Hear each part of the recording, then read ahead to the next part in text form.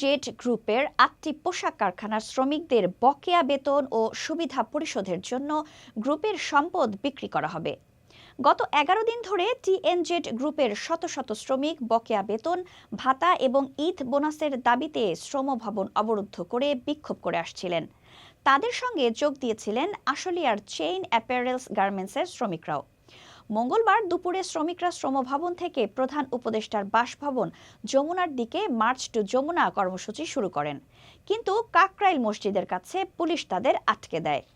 শ্রমিকরা রাস্তায় বসে পড়েন এবং দিনভর বিক্ষোভ চালিয়ে যান, কিন্তু এই আন্দোলনের ফল এসেছে। রাতে প্রধান উপদেষ্টার প্রেস উইং থেকে এক বিবৃতিতে জানানো হয়, শ্রম মন্ত্রণালয় শ্রমিকদের সব দাবি মেনে নিয়েছে।